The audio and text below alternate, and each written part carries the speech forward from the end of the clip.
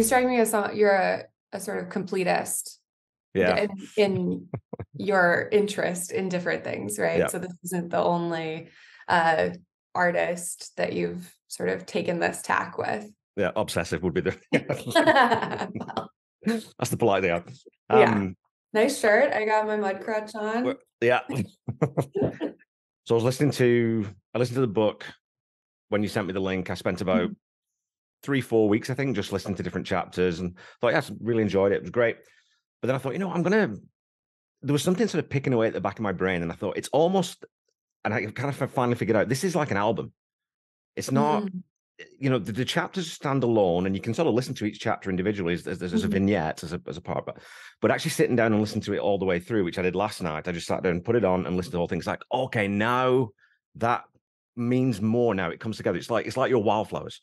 Like there's all these, Mhm. it's got the same tone, it's got the same sort of, it's the same voice and it's the same, sort of spirit to it. And Mhm. there's hits in it, you've got your hits in there, but the currents running through it, I think, really only reveal themselves. So they did to me when I sort of sat down and spent 4 and a bit hours with it. So Wow. I'm really grateful for your listening and for that kind of attention. You're the dream reader, listener of this work. And yeah, I'm really excited for it to be compared to an album because the form, trying to figure out the form of a project like this is what are the analogs what do I have to compare it to is, other sonic work. So albums. But that's a great compliment. so Thank you. let's jump into that a little bit then, because we'll bounce around. I sent you like a synopsis, but I always do this. I throw that out the window Yeah. when something interesting happens. But so the first thing I kind of would say is that your recollections of key moments in your life are very clear and very well drawn in the book. So how did you have to go back and do a lot of fact checking, a lot of research? Did you keep diaries, or are you just one of those people who has a very sharp, vivid memory? I am blessed and cursed with a very sharp memory. At least according to me, right? Memory. I Yeah, have maybe just a really strong belief in the factuality of my vivid memory.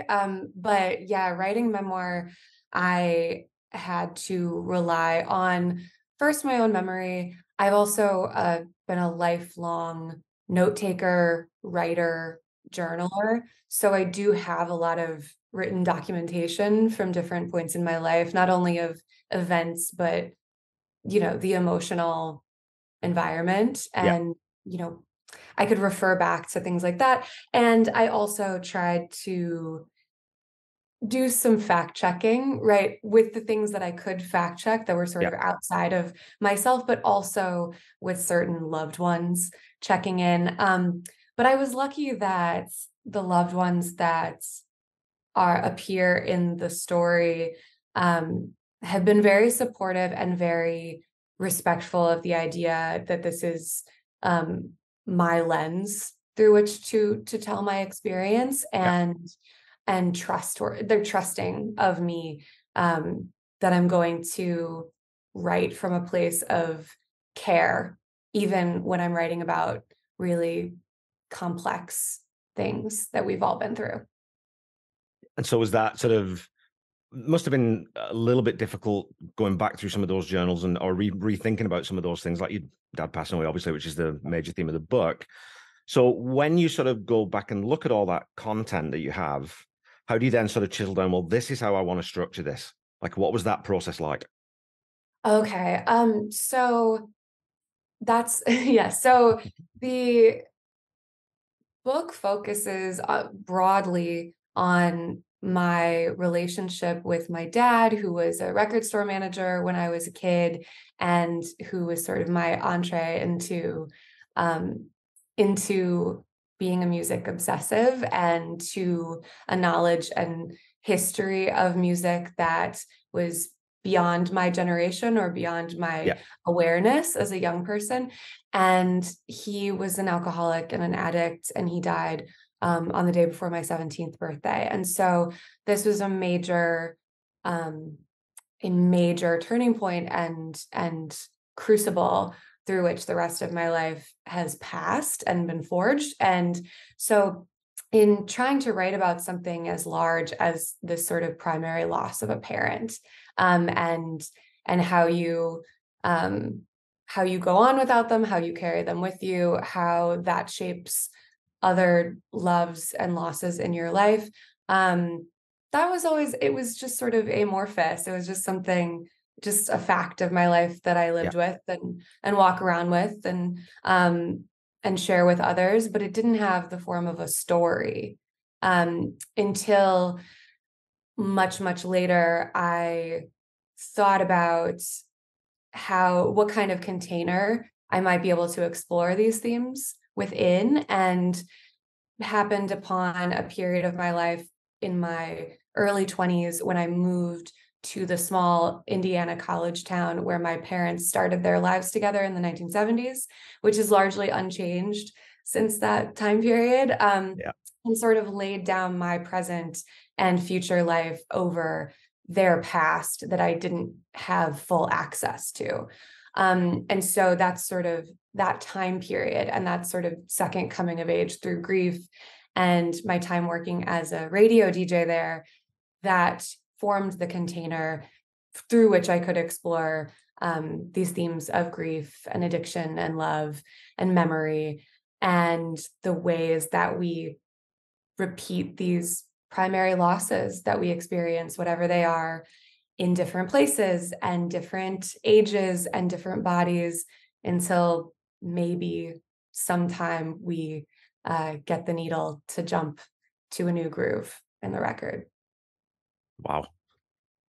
That's I would say to my listeners quickly, just if you haven't listened to the book yet, please do. That kind of lyricism, it permeates the entire thing, which is something that again, it's that analogy of going back to, and again, I don't know how much of this was deliberate, but it does have, it's not a sort of an autobiography at all.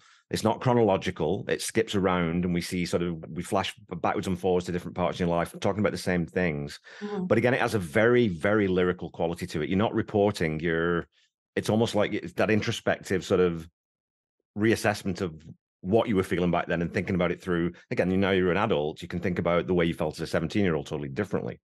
So Yeah, I found that very, very interesting. And again, I don't know how many of those were very deliberate choices. Like the music underneath too just gives it so much more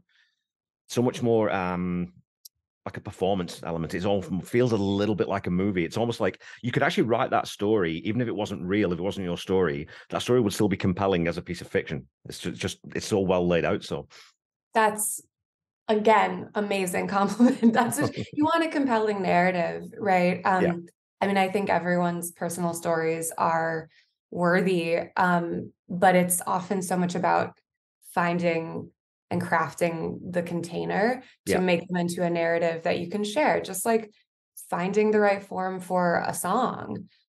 You're sort of in a song and in the creative space of creative nonfiction or memoir, which I was writing.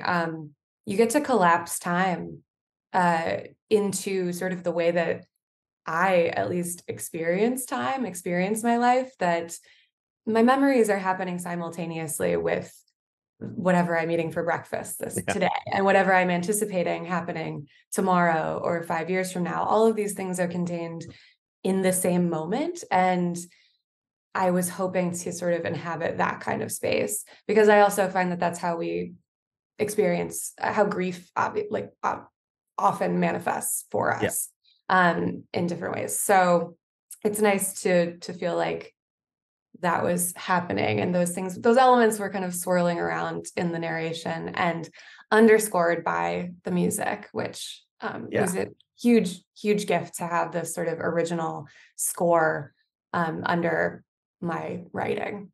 So how did that happen? Like, was that because I don't know what was the genesis? Obviously, you have the idea for the book. I'm sure you started on it before you had any publishing deal. How does the Audible thing happen? And was that part of their production value, or how did that come about? Yeah, so I spent several years writing this book and imagining it as publishing as a traditional bound text printed book Yeah. that I could hand to people. And then when it came time for my agent to send it to editors on submission, she included an Audible editor who she had worked with before on a music related project. And that editor immediately heard the possibilities for merging content with form and using sound in a really just literal Yeah, way, that couldn't be done if it were the printed page. And I try to do my best to evoke the music and evoke, Tom Petty's work of course. through language, but language can be meager, and it's nice to it was an amazing opportunity to say, well, we could actually have music and make this into a different form of storytelling. And so I was really excited by that. And then I got to enlist a friend of mine named Evan Stevens Hall, who's known for his work in the band Pine Grove, Okay.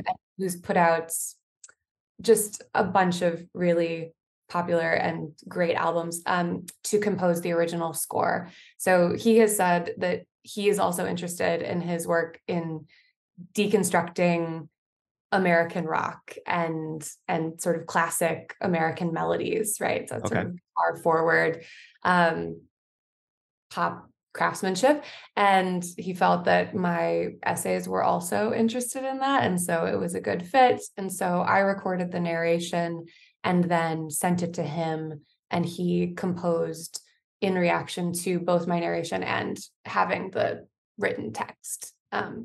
So, I mean, wild. His Yeah. album, Pine Grove albums, are much shorter than this sort of 4.5 hour through composed bizarre other audio storytelling thing that we've Well, created. that's a totally different discipline too, right? Like, again, my friend Randy Woods, who does all the music for my podcast, Yeah. he also does film scoring and TV and those kinds of things. He says you've got to, your brain has to change now. It's, first of all, it isn't your story, so now you've Yeah. got to really be attentive to what's this person actually saying and what's the through line, what's the underneath bit that those are the Yeah. words, but what's the intent? And so the capturing that's really difficult. But I think again, the book is so unique for that because I don't listen to a lot of Audible. I don't listen to a lot of audiobooks enough, but I've heard podcasts that have got music underneath, but never a book before. And it definitely just, again, it, to beat it to death, but it really changes the way that you listen to it. It changes where you bring up the emotion and where you drop it back down again. It really, really accentuates that. So it was I think it's a brilliant move, and it's produced beautifully.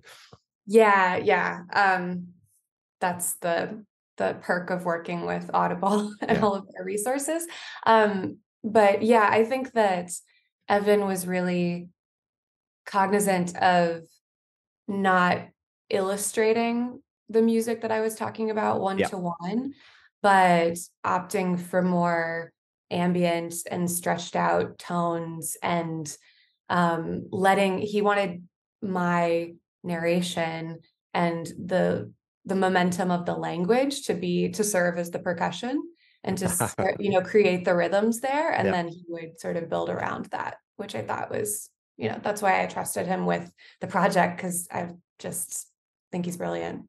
Well, I said that written down because I'd already mentioned that the language you use in the book is very lyrical, but you've got a very good speaking voice too. So that helps where we get this nice melody on top of that. So let's jump back a little bit Sure. and talk about growing up.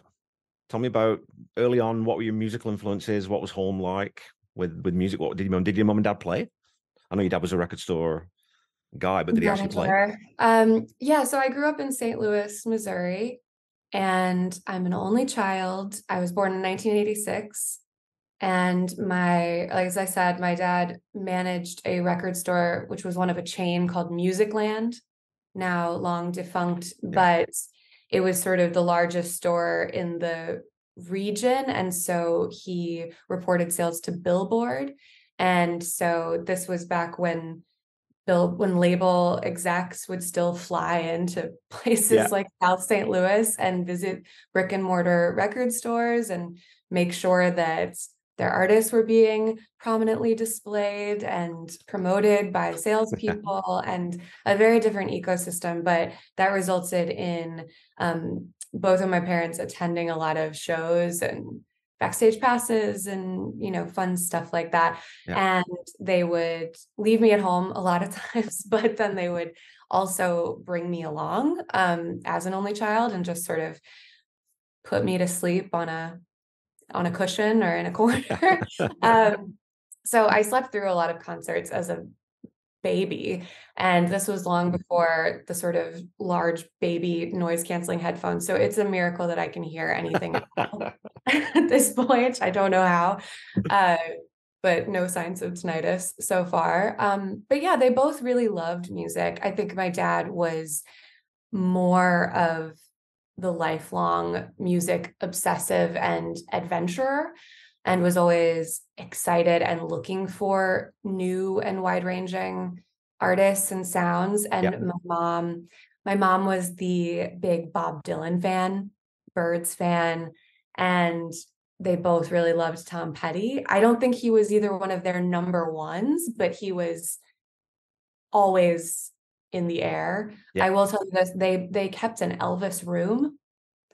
So an actual just room in our house that was dedicated to Elvis memorabilia, which was kind of a like weird kitschy shrine that Right. people would just give them things. And so it started out as kind of ironic and then grew into this actual devotion. Right. And so that was the sort of, there was a lot of, yeah, music, baby boomer, mid-century icons of rock and roll ephemera in the house. And but yeah, even after my dad stopped working for the record store, always bringing new music home, always playing music for me, subscribed to music magazines. So there was always Spin and Rolling Stone and Yeah. things like that in the house, which I would then take and read. And yeah, he was also really into hip hop. So I also, and funk, was a huge Okay. Element fan. And so that was also part of just what was swirling around in the house. So I was a kid who was exposed to a lot more than just the radio. And so I was probably really irritating to my peers, because I was also probably kind of a snob and know it all about it. Yeah. But I loved it, and I loved seeing live music, and just yeah, I just shared that with my parents pretty much from the get-go. I never rejected it. So eventually as an adolescent, I got really into sort of, was the era of like third wave emo and pop punk. So I was very Okay. into that. And that was sort of my independent thing, going to those grimy basement shows and that culture. But then I also, knew every Nelly lyric Right. uh, on the radio. I'm from St. Louis. So, and then also Tom Petty and the Heartbreakers were just always my number one. So even as I was into other scenes and my youthful contemporaries, I repped hard for Tom Petty. And I'm not sure why that band and him in particular rose to the ultimate Yeah. pantheon of my musical taste, but I mean, for all the reasons that we know of how great Yeah. he is. But it was really just singular. It was just something I tell my friends about and knew from a young age. It's funny though, right? Because I mainly talk to people about music. That's all I ever do, because all my friends are musicians or musically inclined. And you can't, I've got a friend who's a massive Kiss fan. He's a brilliant musician, and I don't like Kiss. I've tried and tried and tried, but they're just not for me. But you can't explain why you like something. There's just it's like, well, it's like saying, well, describe what left is. It's contextual. It depends. It's where I am and what I'm looking at. It depends on so many variables that I can't really explain that. But do you remember? I do remember. Well, obviously, I came to Tom Petty a lot later in life. Do you remember a point at which that kind of penny really fully dropped, where you thought, "Oh, wait a minute, this isn't just American Girl. It's not just Running Down a Dream. It's not just Free Falling. There's a lot more beyond just these kind of, which are all phenomenal songs, but beyond the hits." When you get that dig, did you remember sort of any turning point like that? I'm trying to remember. I write in the book an early fuzzy memory I have of my dad asking me to listen to American Girl Yeah. and asking me to really listen to it, and how exceptional even the opening 30 seconds of Yeah. that song are, and the way that it manifests anticipation and all of these different pieces that sort of arrive in the beginning. And I remember that song in particular, just taking hold from a really early age. Okay. And I think that based on my age, I remember Full Moon Fever really hit because it was such a big radio hit. Yeah.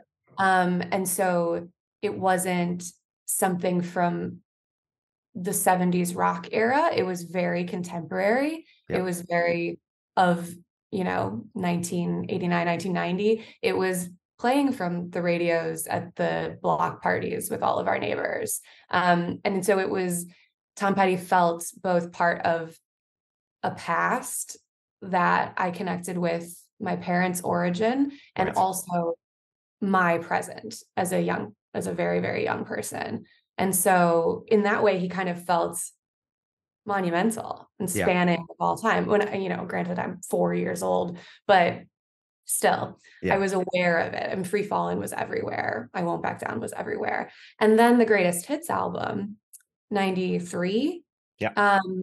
that was always in the family car. uh, that was just constantly on rotation. I feel like we wore it out. So that, with the addition of, just a throwaway Mary Jane's Last Dance, let's just stick it on the greatest hits, right? Ridiculous. Crazy. But also still super relevant. The music videos on MTV, it was just it was just this constant fixture in my life, because then Yeah. obviously Heartbreakers were on tour all the time. And if they came to St. Louis, which they always did, if they were on tour, we went. Yeah. And so it was something. I think Megan Hilbert said this in her interview with you. So you could set your watch by it. Right. Yes. You count your years and seasons by, are the Heartbreakers putting out an album, or are they on tour? So yeah, that sort of constancy, but never stale quality, just really, I don't know, laid a Yeah. foundation in me. Yeah.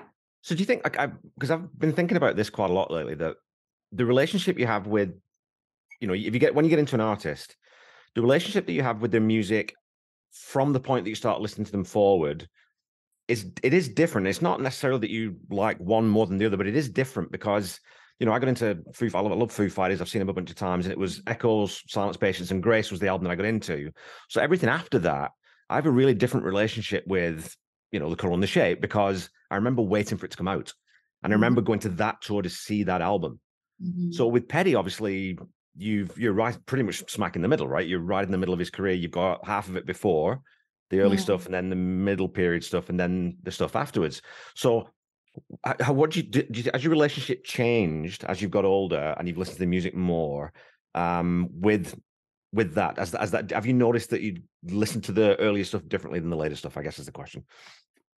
There were definitely things that it wasn't until the last, what year is it? 2022? The last 10, 10 to 11 years or so, when I've been an adult, there were things that I missed. There were Yeah, a lot of album tracks, a lot of the early album tracks that I just didn't really know, and never got to, because we just kept playing the greatest hits yeah, album, right? And so going back with intention and an adult attention has just continued to reveal to me just the astounding depth of the songwriting. And yeah, um that's just I don't know, it's it's too much. It's too many wonderful songs. So yeah. yeah, I think my appreciation has deepened, as I've appreciated just album album depth more. Yeah. And like, I can always return to the hits that have been hits for my entire life. And it's one of those, again, I've talked about this before, but that he's one of those artists where, he did have some monster hits, and God only knows why they weren't number one more frequently. But Like American Girl is just one of the best rock and roll records ever written. Yeah. But a lot of people don't listen to it. Well, I'm not going to put it on a playlist every time because I've heard it a million times. But every time you listen to it, you're reminded that there's a reason why it's lasted. There's a reason why it's still played, and it's because it's a brilliant song. It's not cynical in being sort of brushed up for pop radio, and it wasn't written with that intention. But it is perfect pop.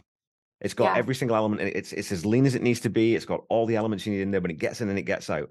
And to put that 10th on album one is, again, that's absolutely insane as well. But it's one of those few artists where the big hits are still really, really, really good songs. I think to me, anyways. I totally agree. And that's because they're always operating on multiple levels and they're emotionally so ambivalent. Yeah, Because people hear American Girl, they hear the title, and they think they know it. They think they know what kind of portrait this is. yeah, And it is not that at all.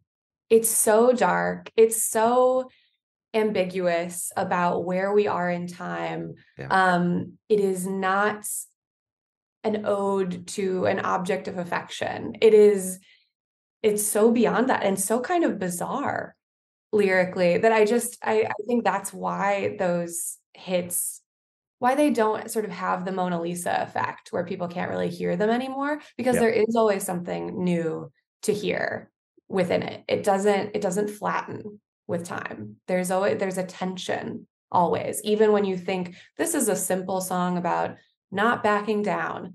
Yeah. There's tension within it that makes you return to it, even if you don't know why you're returning.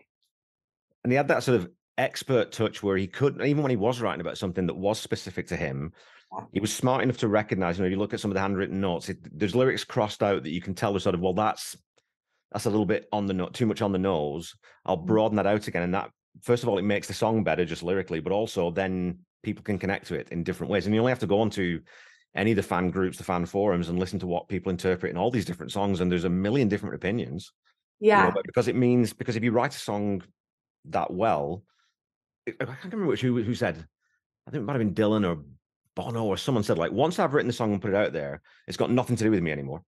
At that Mm. point, it's nothing to do with me, and it's everything to do with you as a listener. Because, like all art, what you take from it is that's only the only thing that's important to you. And so Yeah. Tom obviously had that amazing sense of finding that exact sort of midpoint between specificity and broad appeal. Yeah. And so I teach creative writing, and I'm always harping on my students about specificity and how the more specific you are, the more universal your story actually becomes. Um, but I don't necessarily believe that to be true in songwriting, Yeah, in song lyrics. Like that's the primary difference between poetry and song lyrics. Lyrics need space. They need actual space. there's other things going on. There's so much else going on. Yeah, right. So all of the what needs to be filled in page poetry, you have all of these other tools that are evoking those emotions or those Yeah. contradictions or those tensions, and the lyrics sometimes have to get out of the way and they have to be more spare, which I just is such an outrageous skill that I've never possessed. Oh, So well, and few people do. I mean, we talk about that. I know there's a million fans like us of other artists. There's people, Springsteen and Elvis and Dylan, and people have written books on all those different people. But I connect with Tom Petty's music, and I connect in a way that I don't really connect with anyone else's. And I grew up, I'm a huge Beatles fan, I'm a huge Queen fan, and I love those, but I don't connect. And I think it is partially that I connect with his writing, his lyrics differently yeah. because they're so. He was obviously very well read. That comes through in his lyrics. You can tell that he must obviously was a big fan of Mark Twain and all these people because he has those. And Steinbeck, and because he brings all of those images in, right? Those sort of you get that Southern California thing that Steinbeck was so brilliant at writing. You get like 3 words and you've got the whole Salinas Valley in your brain. And Tom could do that as well. And Mhm. again with Rebels, the way that song sets up, like I said, I Yeah. think that's probably the best 2 lines to open any Tom Petty song, maybe any song. Mm. Honey, I'm too. Was it Tony? Don't walk out. I'm too drunk to follow. That's Mhm. the whole story in 2 lines, and then he expands on it and then kind of goes through the narrative. But My God, it's such a talent, right? And that's what I've always connected to, is that once I got into and realized and twigged, oh, wait a minute, this guy's writing way more than just superficial pop songs. There's a lot here.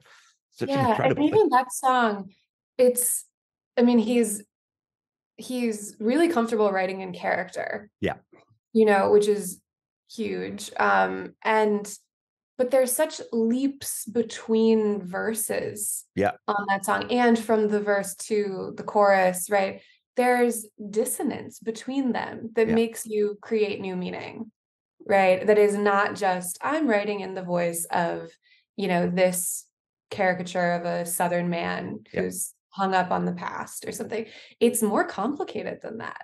And yeah, that's also part of the space that he creates in these leaps, and that he's not there. I mean, we should praise him for being so simple, for like doing simplicity so masterfully. yeah, And yet I also don't feel that a lot of these lyrics are holding the hand of the listener to get the meaning. yeah, They're not dumbed down. They're yeah, like, yeah, you're gonna, input your own meaning. You're gonna make this leap with me. You're gonna, you yeah, know, find an entry point into this. So that I like too, right? We yeah, like artists who think that the listeners can be partners with them yeah. in Trust us. Trust us. making the We'll get art. it. Yeah, Yeah. Yeah. And that art relies on that exchange between the creator and the listener, yeah. right? That it's not fulfilled before it reaches that space between people. Yeah, that social contract needs both sides, right? It's one thing that, like I said, I'm a huge fan of Queen too, and Roger Taylor, who I think is one of my idols as a drummer, when he writes lyrics that are sort of fluffy and throwaway, he's brilliant at it. As soon as he tries to be earnest, he beats you over the head with his message. And it's like, oh my God, it's just painful. And again, when Petty was writing earnestly, he was able to sort of not do that. And I think it is that thing of, I'm going to put this out there and I'm going to trust that the people listening to it have a brain in their head and they can understand what I'm trying to put out there, and they're going to put their own spin on it. But at least, and again, it is that trust thing. I think that's very attractive, right? When someone is confident enough in their own sort of voice and message, but also trusts you to do something with it. Yeah, That just really, that's very, very appealing as a listener. it really is. Gosh, I'm just thinking about the bridge of Even the Losers, which is, I mean, like you're talking about, just like an image, a whole scene, a whole Yeah. world within a few words is just two cars parked on the overpass, rocks hit the water like broken glass. Yeah. I should have known right then it was too good to last. Like, that's everything. That's everything. How'd you do that? Yeah. And he did it. I mean, that's the thing too, is a lot of artists get lucky, or they hit gold like that 2 or 3 times in their catalog.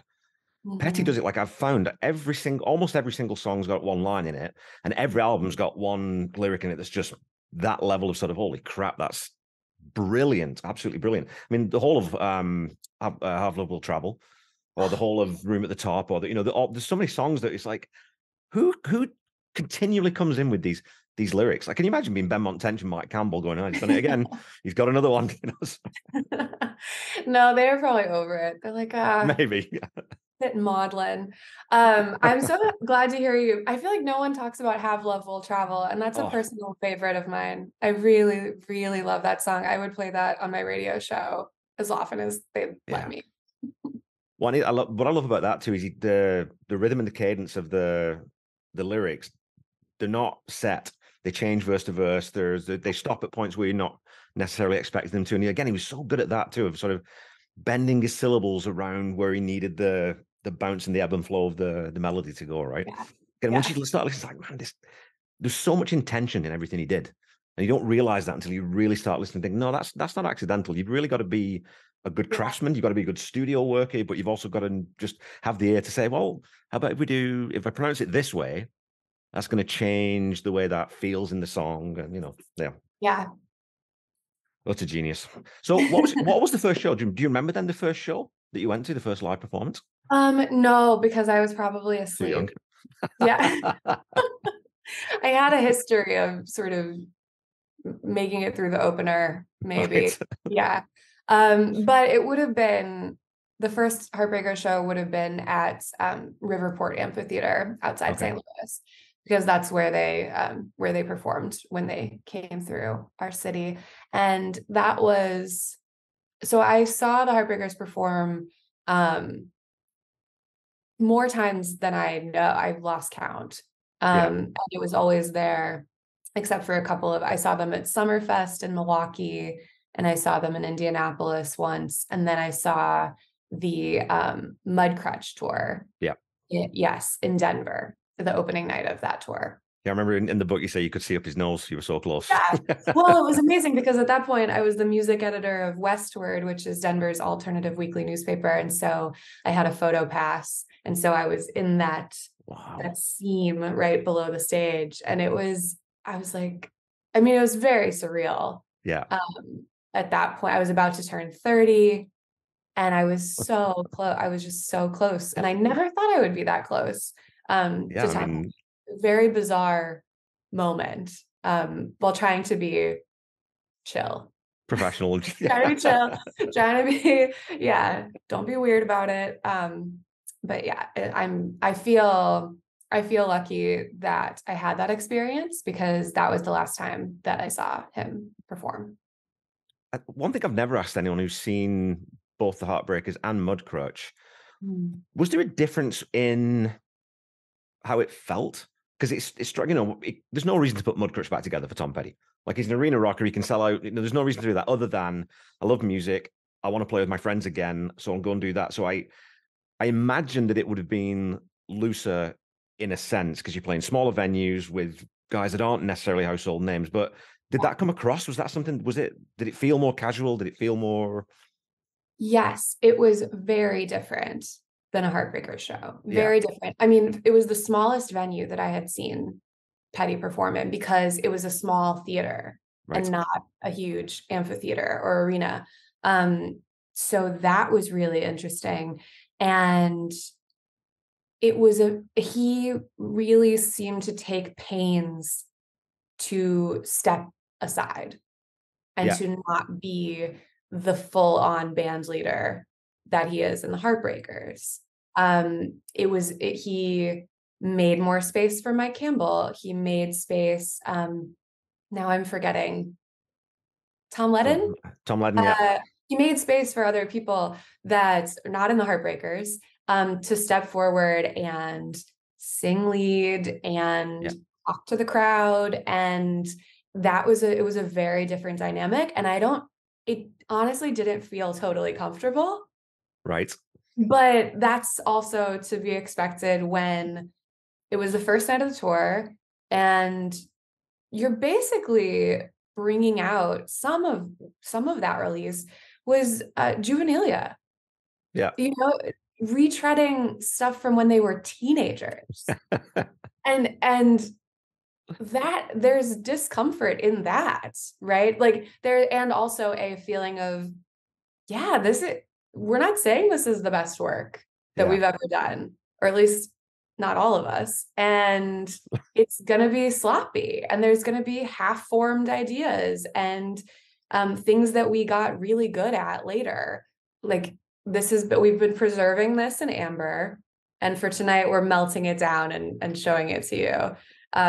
So it was really interesting, but it was also, congenial Yeah. and interesting. Well, Yeah. it's funny because bands don't get to do that, right? They don't get to pull the stuff before they were in this famous band and go and do it. And I remember, well, listening to the Fillmore release, just Yeah. recently, listening to Benmont talking about it. He said that's when they did the Fillmore stuff, it was loose, and because they'd literally try something, they'd do a cover version that they hadn't done in 20 years in soundcheck. Yeah, okay, Yeah. well, that's close enough. Let's just go and do it. And they've just got to roll with it and see what happens. So you imagine that, going back and doing Mudcrutch Benmont must have been all over that. He must have been in Oh, straight away. yeah. You know what I mean? Yeah. I think it gave Benmont space Yeah. too. Yeah. And just in terms of sound, it's just some of the songs that they are from that performance sound closer to sort of Benmont solo Yeah. releases too. So just a slightly, like, you could, like, if this was not just a different take on the Heartbreakers, it did feel like a different A thing. different band. Yeah. Yeah. It's interesting. So of all the shows you went to then, is the one that sticks out as being sort of special, and not necessarily, you know, the band was at its best or the set list was the Mm. best or something that happened? Because I know that there was obviously a show that you went to where something pretty cool happened with your mom. So was that the would that rank up there? Didn't your Was mom that the one with when with my the camel collapsed? well, no, with the, well, I was thinking about the proposal. Wasn't that Oh, a petty yeah. show? My mom was proposed to by my stepdad at Red Rocks Amphitheater. Man. And it was the day after they saw the Was the Heartbreakers. day after? Okay. Yeah, they went back and it was during the day.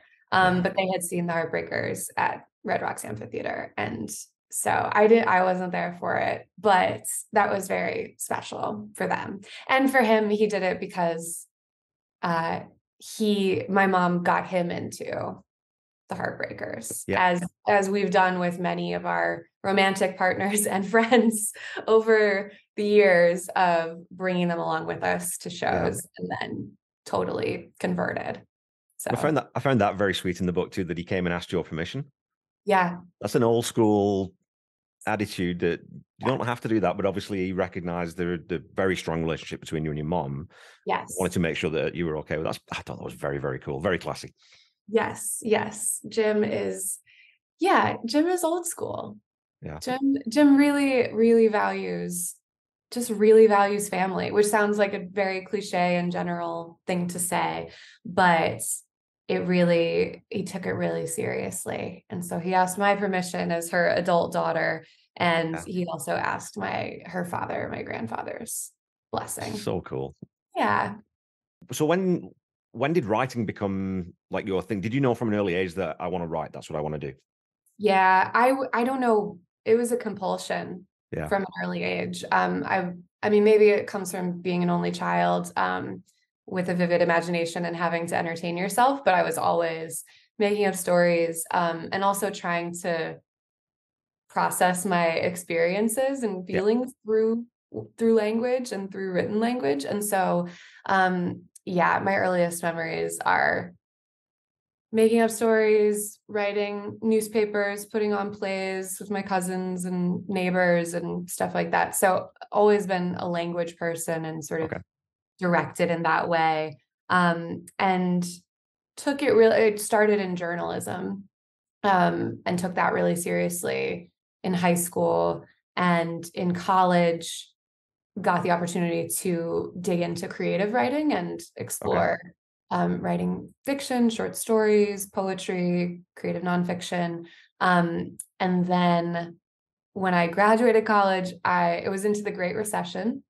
Great time to be an English literature major, graduating in 2008. And I moved back home with my mom to St. Louis and got a job working at a university as an admin, Okay. and was trying to figure out how to keep writing because I knew that that was what I wanted to do, and to write professionally, to write books. And when I was taken away from a really vibrant community, I had to figure out how do I keep doing this? Yeah. How do I get better at my craft when no one's asking for it? So I had to trick myself into getting someone to ask for it. And I thought, what can I write about? What can I sort of combine my interests? And I I thought I've spent most of my time thinking about music and Yeah. going to live shows and thinking about popular music. And so I put together a pitch to St. Louis's alternative weekly newspaper, a very well-researched pitch about a band that was coming to town and doing really interesting things with, sort of crowdfunding and social media before that was our Okay. whole lives. And it was rejected. My pitch was rejected. Right. But the editor, the great Annie Zaleski, who's a really wonderful music critic, she started giving me assignments to interview bands and review concerts. And I fell in love with the process. And Yeah. so, and I found that this was a way that I could write on deadline with stakes, Yeah. relatively small. I could get paid a little bit of money to do this. And there was some audience on the other end of this that it Yeah. mattered to, and I could keep getting better at my craft, at least in some ways, doing that. And so I was a music journalist for a couple years, and then I went to graduate school. I decided that I needed that time Okay. um, to focus on fiction writing. And so I went to a 3-year MFA program in Indiana, which is the setting and time period of the Yeah. book. So that's what took me to Indiana, just sort of happenstance. But when I got the offer to go there, it felt I was deciding between a couple places, and it Okay. seemed like this is a really rich opportunity to go to this landscape that I've never lived in, but that is so formative Right. to why I exist and how I exist. So yeah, so it sent me to grad school. And then after graduate school, I was sort of working in the music scene in that town for a little while, and then got a job as the music editor of Denver's alt weekly newspaper. Okay. So moved there, and since then, since I left that job, I've sort of bounced around, freelance writing, freelance editing, working on this book, and doing artist fellowships and Yeah. residencies. So kind of going different places around the US that where I can afford to write and live. And now I am based in Baltimore, Maryland Yep. for the foreseeable future, home base, and I am teaching creative writing and music criticism at Johns Hopkins University, and I am thinking about the next book. I always tell I'm a soccer coach as well, and I always tell my Mm. players, take what you do seriously, never take yourself seriously. So Yeah. to loop it back to your book, was that difficult then, sort of finding that line about, okay, writing and doing critique on a band or a show or whatever it may be is one thing, but being honest with yourself is really Mm. difficult. And so was that process, there's that sort of that examination of your feelings and what you went through in your life, did that sort of, was that uncomfortable? Did it change the way you think about certain parts of your personality? Was there any sort of, there would be personal growth there. What was that process like? 'Cause that's fascinating to me. Yeah.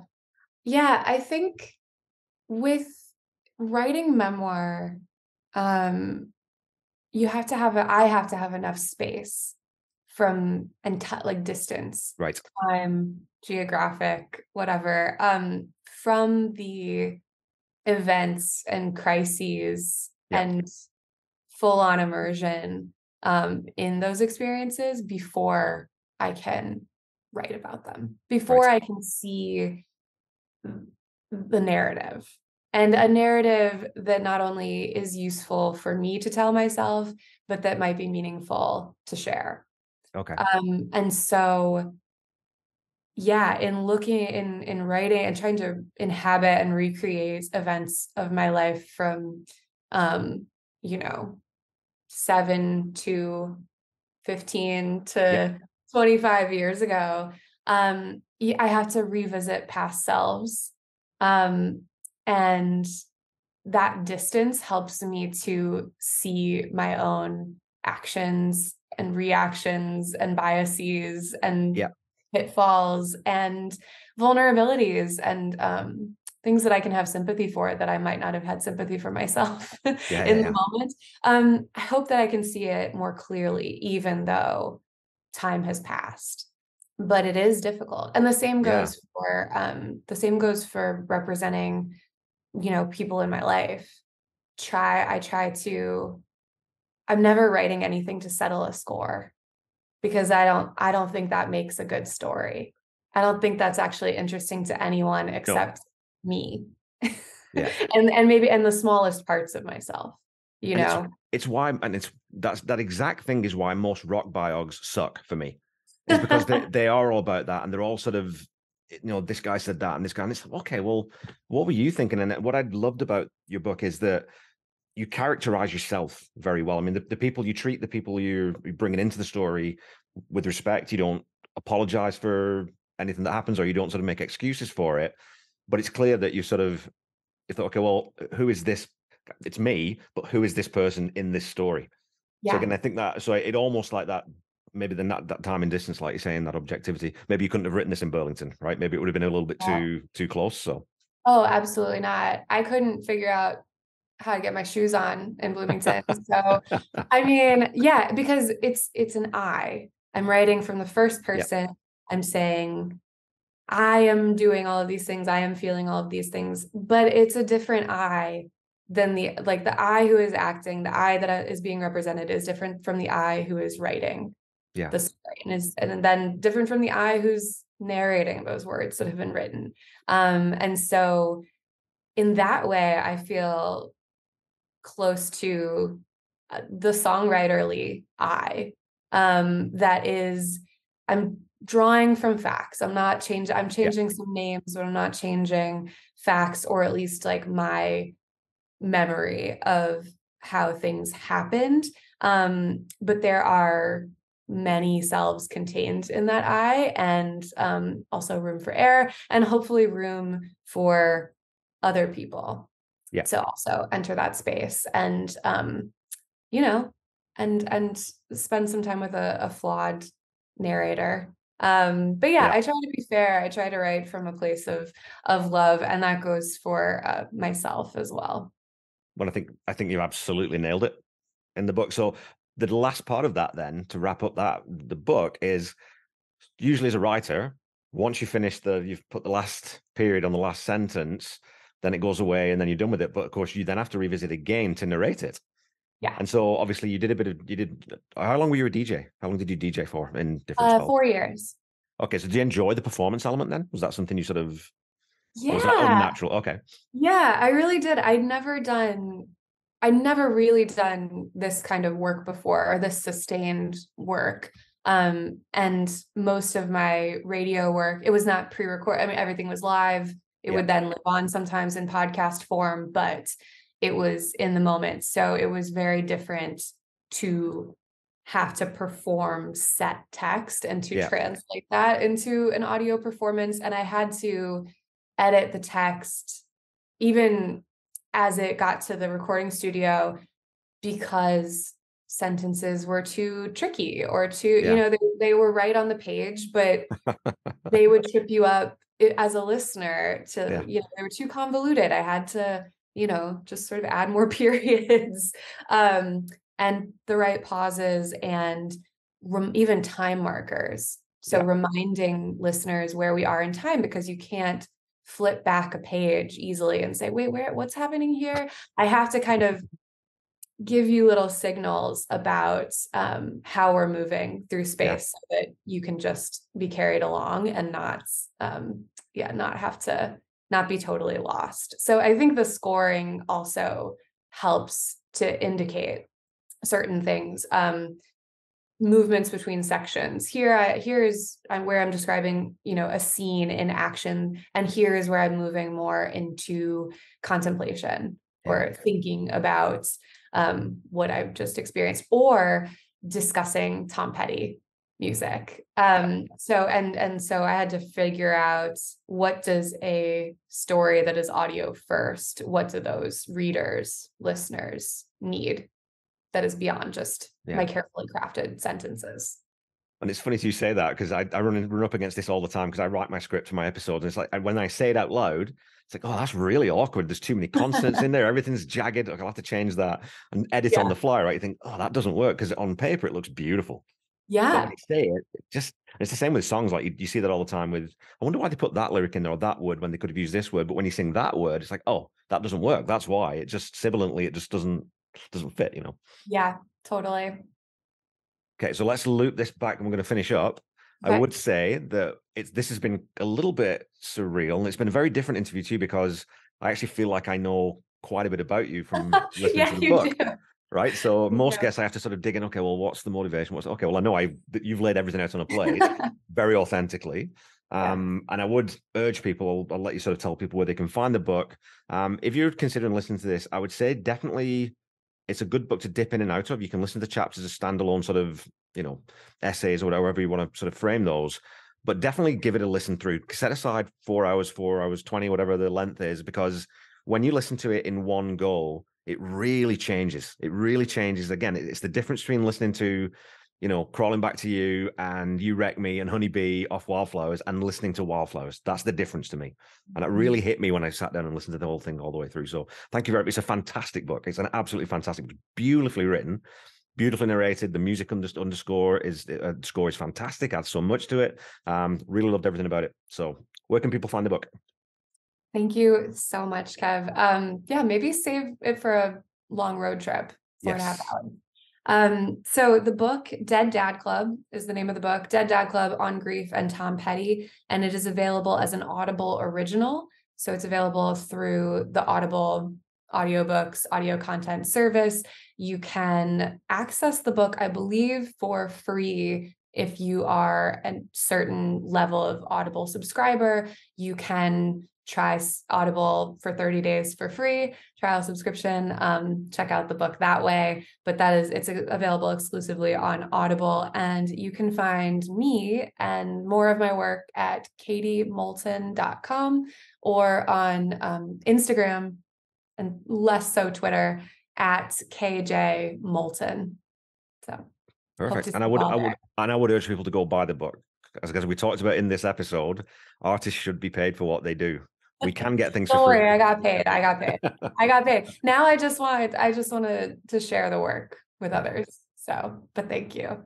And thank you so much for having me. Thank you for the Tom Petty project, and this amazing work that you're doing. And you're a really excellent analyst of the songs, the individual songs. I really am getting a lot from your listening to them. Me too. It is. It's because again, you listen under headphones and it's like, wait a minute, he's playing a cowbell there. I'd never noticed that before. There's so many little things in there, right? That you just think that's so clever. Or what was I listening to? I didn't realize that, You Got Lucky was they had the sequence drums and then stand players over top. But when you really listen closely, oh yeah, actually, now I can hear where they're cutting those in and out. You can really hear it. It's really noticeable. So so much stuff. It's so rich a catalog to get through. So thank you so much for your time. I really, really enjoyed it. I was really looking forward to this one. Like I said, it's different. Like I spoke to John Scott. John's brilliant, and he's kind of got that origin story with Tom. And speaking to Paul Zolo was wonderful, and they're both lovely men. But they wrote about Tom, where you wrote about yourself with Tom as the anchor points to it. So that was an entirely different thing. So it's been a pleasure. And again, it's almost, that book's kind of like, it's almost like a movie in some ways too, is I know that I'll go back and listen to it again because I just enjoy the lilt and cadence of your voice. I like the language that you use and the lyrical nature of it and the music underneath. So it's wonderful. Repeated listening. Replay value. I can't thank you enough. Yeah, thank you so much for listening and for having me on and for your time and attention. It's a huge gift.